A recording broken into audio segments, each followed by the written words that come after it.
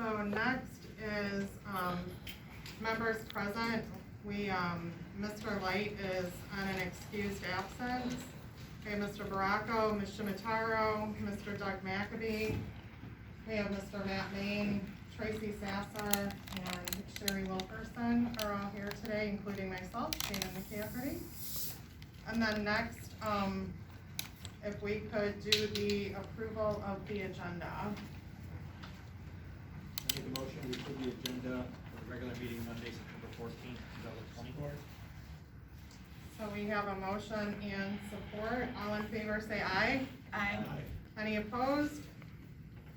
Okay, approval carries. Next we have the approval and or any amendments to the meeting minutes from the regular council meeting from August 10th, 2020. Make a motion to accept the minutes as presented. Okay, we have a motion, do we have and we have a support? So all in favor of approving minutes, say aye.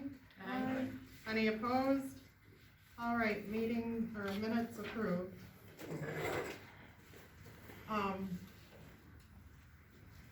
Next we have the treasurer's reports from June, July, and August, which are our purple sheets. They're all dated September 14th, but if you notice the highlighted is, the separation of funds. Make a motion to approve the treasury report for June, July, and August. Support. So we have a motion and support. All in favor of approving treasurer minutes, treasurer report, say aye. Aye. Any opposed?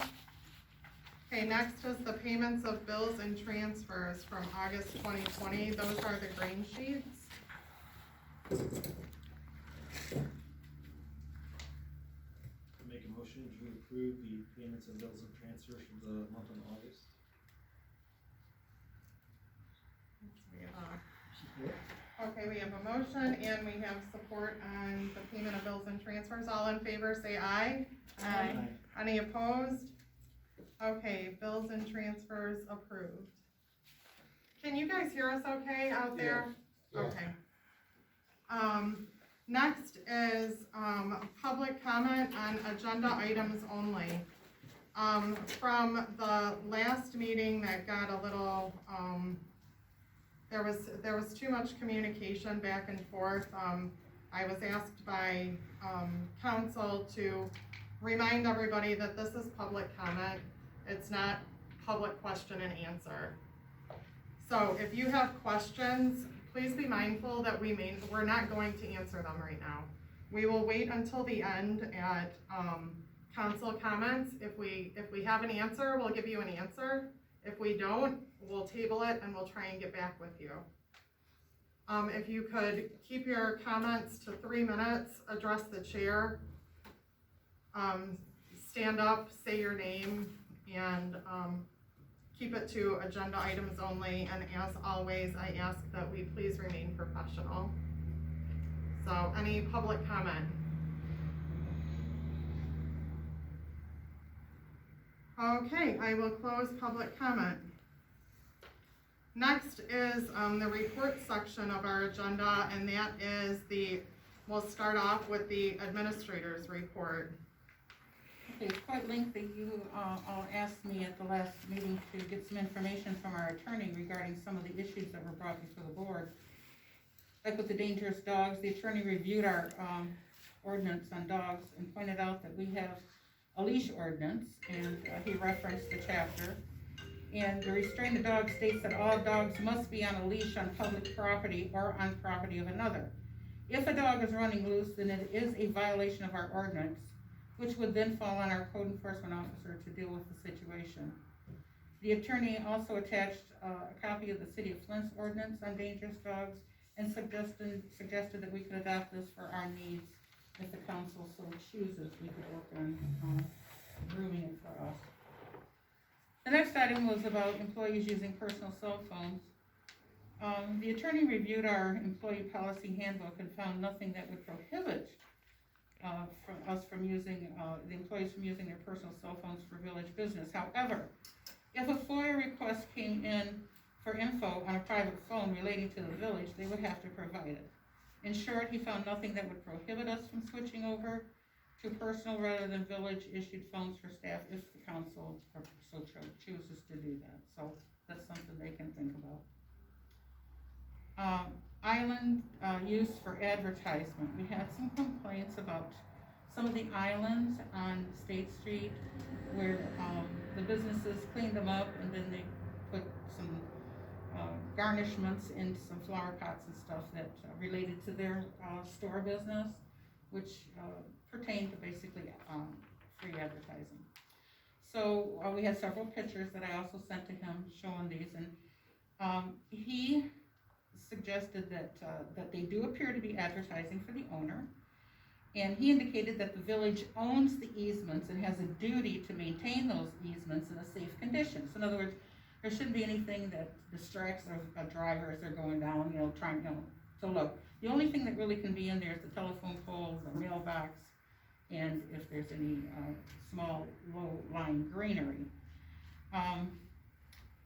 Per our sign ordinance, we have the right to care for the island so as to ensure public safety. It's our position that certain items, primarily the dressed up things in the flower pots on the islands, create a driving hazard. The village has a right to remove them. And also our zoning ordinance gives the village the right to remove the items, and the purpose of the sign ordinance is to regulate signs to protect the health and safety of the public. Section 36.822, therefore, removing the dress figurines would promote public safety by eliminating a possible distraction. So, the answer to our code enforcement officer and can we have those removed? Yes, we can. We can literally have the flower pots removed if we so choose.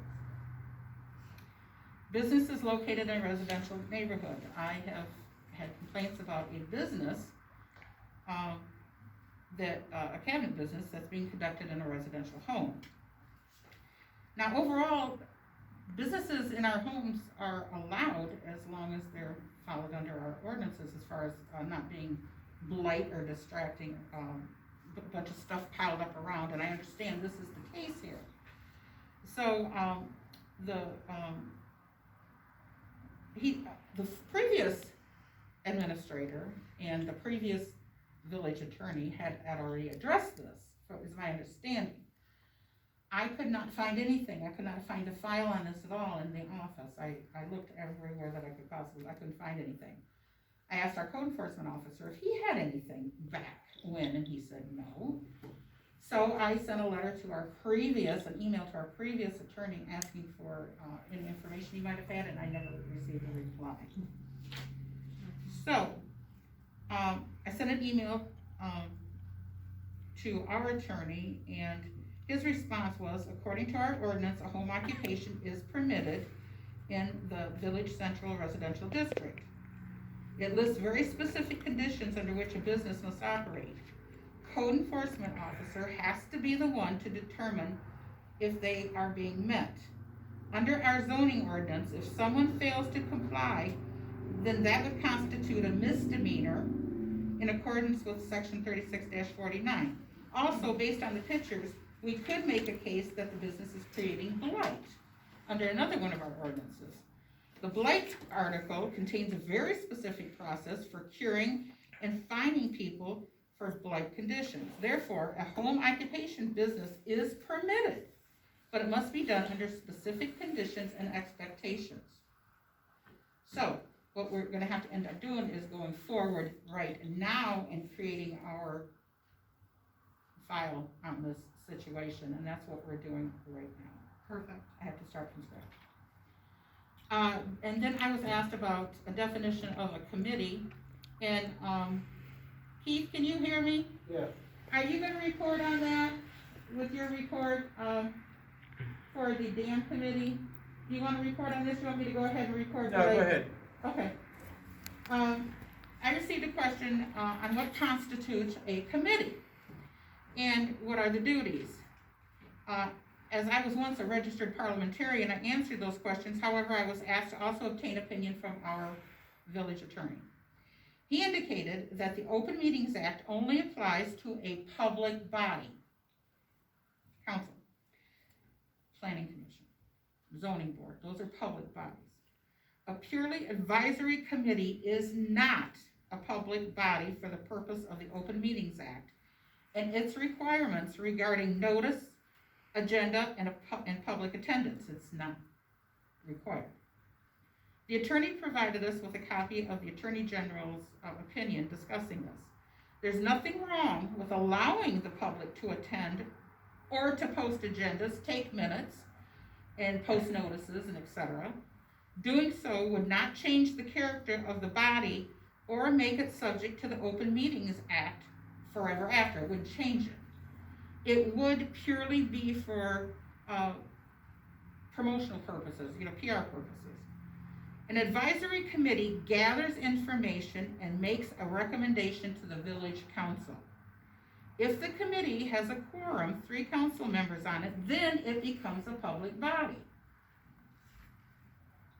We do have to make sure that the village council is given both the committee's recommendations along with any positions the committee does not recommend. So you have to have both so it doesn't look like the committee is trying to steer you in one way or another. They have to provide both sides to the issue. That way it won't be a subtle decision by the committee. If they were to wean out certain ideas, then they are in effect deciding what the council can do. And then I am also providing you with an estimated distribution funding from MDOT, and it's not too bad for the next 3 years for our community. 2020, $194,362.22. 2021, we're gonna get $213,958.23. And in 2022, we're gonna get $221,013.76. Not bad. This is wonderful. Put that all for myself. There you go. Okay, that's it. Okay, I would like to, add a couple things to, the administrative section. The first thing is, that I have a question about, and Matt, maybe you can, answer me, or provide input. Friendship Path. There is a really big old hickory tree that is back there that, there's like, the mud is sliding and it puts the tree in jeopardy where the tree could like fall onto somebody's property, it could, wreck somebody's property. In talking with people, and none of these people are tree experts, they seem to think, cause, one of the people had it happen to them where they could like almost build or create like a rock, like a rock riverbed, where like the water could be dispersed away from the tree and the mud could be dispersed away from the tree just to protect that tree that's back there so it doesn't cause any additional harm. I meant to bring you pictures of it and they're sitting on my printer at home. I didn't get it printed off or packed in my bag to come here. Does it back up to the bank? I know there's one spot where the bank is starting to erode. I don't know if that's where you're talking about. No, I have the, it's kind of, it's not like to the bank, but it's not to the path either. It's kind of like in the middle. And I'll email you the pictures. Okay. And then also, has that path or has that been hit with the poison ivy? Okay, and are we continuing to mow back there now that it's been sprayed? Just the straight path where the little when you sit up for the classroom. Yes. I mow that straight path going to that, and that's it. I stop mowing going behind the houses. Okay, so the classroom area, because I got a phone call from the Boy Scout that put that classroom in. Yeah, that's why I've been mowing up to that. He sprayed for poison ivy around that too when he was. Okay, because his parents were worried that all the work and the money that the Boy Scouts put into having that was gonna go to waste, so, okay, I can report back to them then that, their outdoor classroom is I'm okay. hoping not to mow the other direction that goes in kind of behind the houses. Hopefully to deter people from wandering behind people's houses right there. Okay, That's, hope, I haven't heard no complaints recently of people back there. So I hope that might detour some people from okay. migrating behind the houses. Okay, then, the next thing is, Sherry, I attempted to view some of the videos that are online, and it was telling me that I had to download some Microsoft software. Mhm. Do you know why we have to do that? We don't. I'm working on that. What I found out that I didn't realize is that we have a YouTube station. Okay, channel. I didn't know that we did. Mm. And we had to reactivate it, oh, and then I had to send it to IT Right, and that's how come we got this last one up, but now I have to get them sent the other, upload okay, the so are other. the links, because I know before we could just view them right on the website, so are the links to gonna be right on the YouTube website. is gonna be on Yes. the website, Yes. perfect, okay. I'm working on perfecting it. It will get there very soon. Okay, and then, what's the timeline, like, from the time, like, that you record the videos, like, what's the approximate timeline from, like, our meeting date to when they'll be posted on the website? 5 business days. 5 business days? Or Okay, soon. I try to do it as quickly, I try to do it the next day as quickly as possible. Right. So we don't, if we have any issues, we can get them worked out quickly. So Right. tomorrow, I'll be sending it to them tomorrow on this one. okay, so, I'll pay attention to that then, and, videos within 5 business days. Okay, that was all I have for that. I have a Anybody- question. Just wondering, the islands, somebody just talked to them? Personally, you know, Yes, they did, so they, yes. somebody yes. has reached out to them. Yes, and then I had a business owner call very upset about being talked to. I'm just curious if the first step was taken. Yes, ma'am. Thank you. Okay, and then going back to, dangerous dogs. If the code enforcer has to be called for dangerous dogs, which is protocol, if, and I don't know if this would be allowed, but this is what I would do if I was in that situation. I would contact the police department. I mean, maybe because if it's in a violation of the ordinance, it is a misdemeanor. They can be ticketed by the sheriff's department. Would it be feasible to put like a dangerous dog, like notification on the website to, contact the code enforcer and or the sheriff's department and say that, code blah, blah, blah is being violated? They are recommending that we call the Genesee County, Animal Animal control? Control, because they are the ones that handle dangerous dogs. Right now, we are told, that's what we are being told by the Okay. sheriff's department. But can we do that? Yes, we can adopt something like that, absolutely, yes.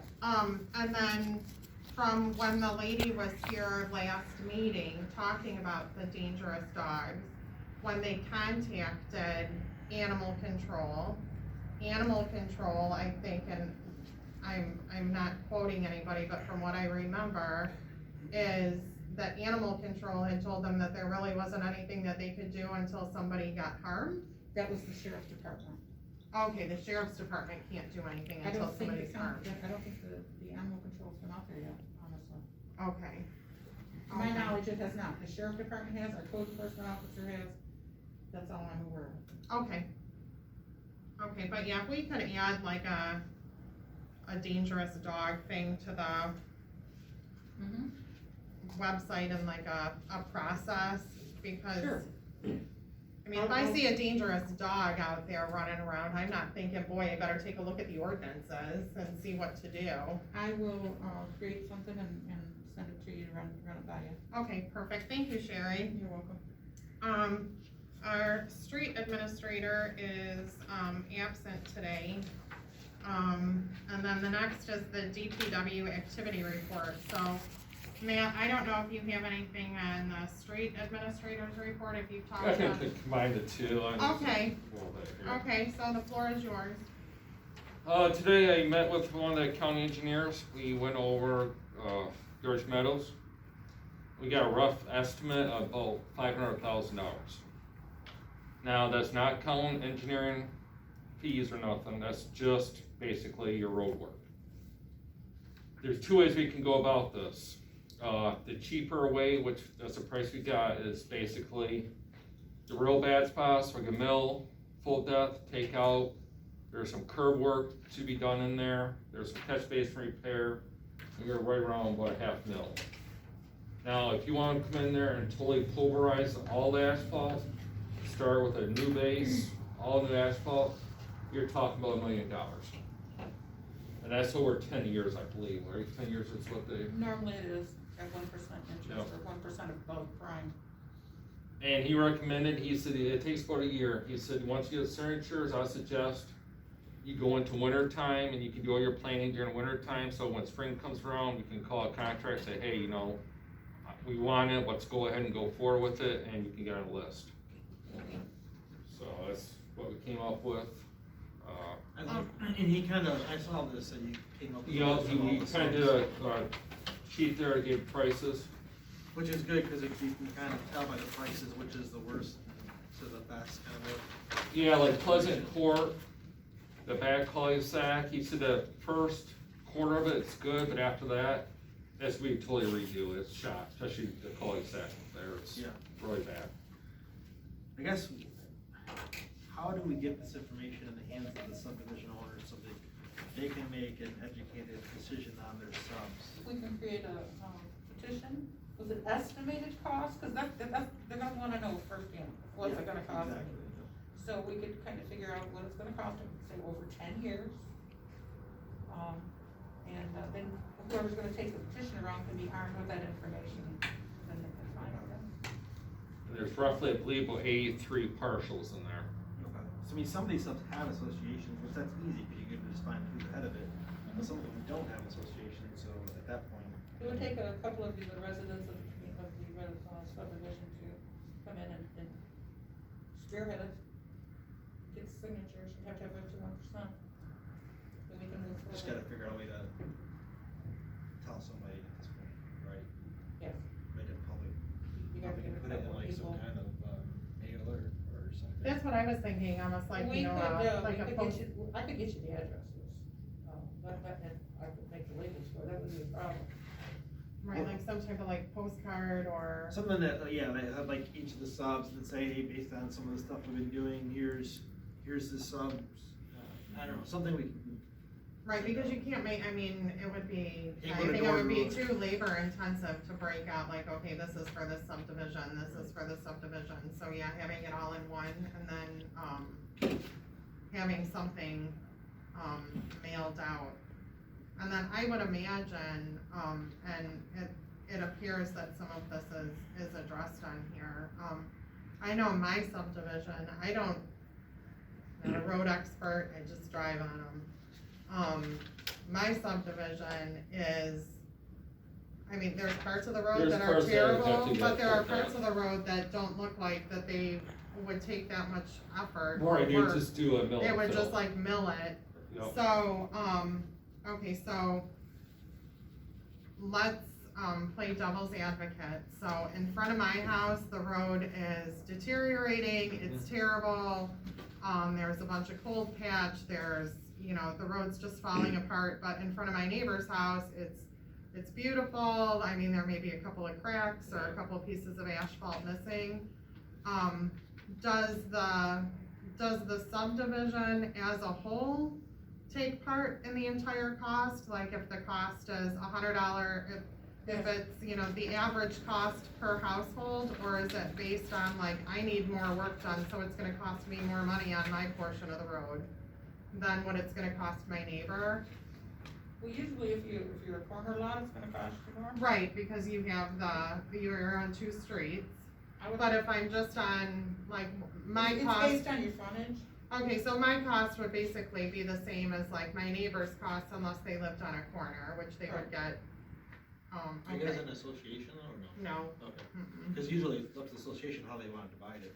Yeah, no, I think when my sub was like first born, they had an association, but nobody did anything with it and it all just kind of fell apart. So maybe if we come out with a thing that says, condition of Goodrich roads, and then you send that out with all this stuff on there that kinda gives you some prices, and then at the end of it, you can be like, you know, if you're interested in getting your road repaired now, or something, this is, Right, come in, sign the petition. I don't know. No, they can't come in here and sign up, we can't be part of that. Right, right, I mean, I'm just, Right, no, I'm, like, Oh, if I okay. was the one who was collecting signatures, you know, contact this person and your, I mean, like, we there's have no reason- POCs for each subdivision, I maybe, mean, I I'm just don't thinking know. right now, we could, you know, summarize this information per subdivision and put it on our website as an informational Yeah. tool. And then people then can have an idea what it would cost, and then if that subdivision then wants to come in and get the, paperwork to take around, petitions, then they can be armed with the information. yeah, I'll figure it out. I'm gonna post this on our Goodrich Meadows. That would be excellent, yeah. Mhm. I guess it's basically in the owner's hands to. And just please remember, say approximate, okay, that's not definite, Yeah, no, it it's sounds like a approximate. Always use the word approximate. Yeah, he has it written right in Yeah, here. he does. I mean, a general rule of thumb to me is the county used to say $1 million a mile, that's pretty accurate, that's pretty close to Yeah, it. that was pretty much right down there. I mean, if you did, you know, totally new base, totally new asphalt throughout the whole sub, that's pretty close to it. Cause you're 1.8 miles. Yeah, so Oh, it's about so- $1 million bucks, yeah. There's that, we got chloride coming this Thursday, so we got chloride the roads here. And,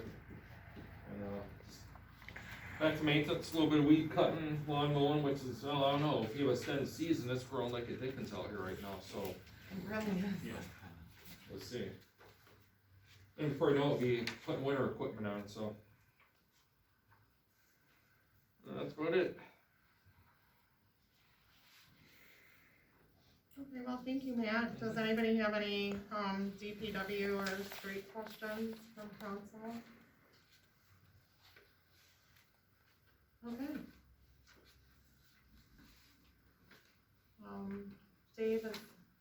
Keith, is Dave out there? No. Okay, he told me that he was gonna try and make it, he wasn't sure if he was gonna be able to.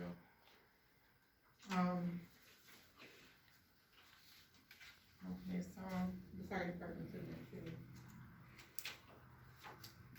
code enforcement, building activity report. So in the month of August, we had 3 permits opened. For the year, we've got 20 permits that were opened.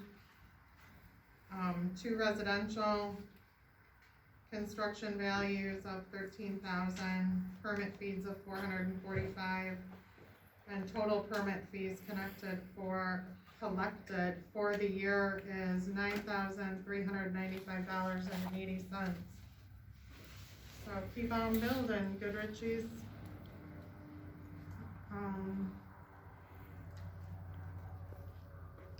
Fire department report. Anybody have any questions on any of these? I'm just gonna kind of breeze through them.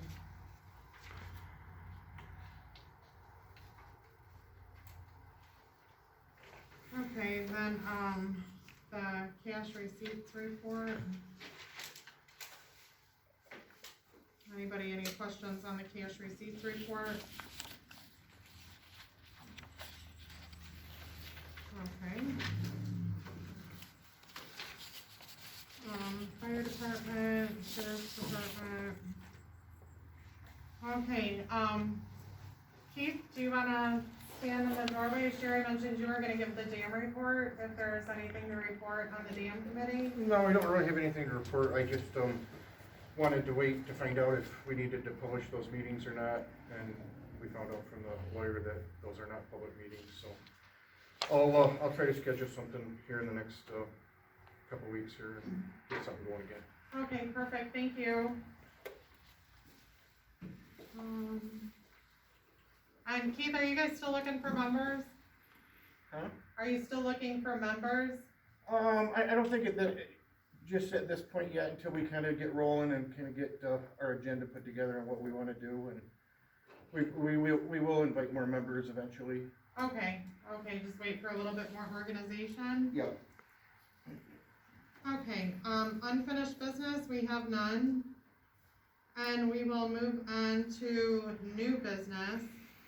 And the first thing under new business is consider recommendation from planning commission to approve request for land division from Michael Fernall, who's the petitioner at 7460 Fairview Drive, lot 13. This gentleman, owns a lot, and he wants to split that lot, like if it was a square, he wants to split it in half to make two rectangles, so one lot would be on the left side, one lot would be on the right side. Planning commission did not have any issues with this request to divide the property. I'll go on to items B and C as well, we'll have to vote on these individually, but they all go hand in hand. So there's one neighbor on the one side who wants to purchase half of that lot that they would like split, and the neighbor on the other side of the lot would like to purchase that other half of the property that was split. That way they would each have a lot and a half. The planning commission did not have, any qualms about doing that, it was pretty cut and dry.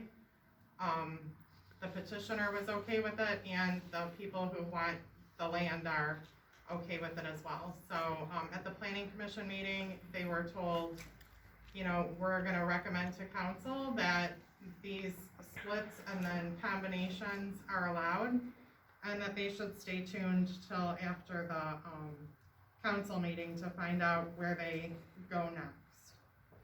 So, the first is the land division of lot 13. So, we need to have a vote on the land division. So you need a motion to approve the request? Is that what you're looking for? Yeah. Okay, I'll make a motion to approve the request of land division, from petitioner, for address 7460 lot 13. Support. So we have a motion and support, so all in favor to, allow the land division for lot 13 at 7460 Fairview, say aye. Aye. Any opposed? Okay, land split. Next is, consider recommendation from planning commission to approve request for land combination by Patrick and Susan Simeon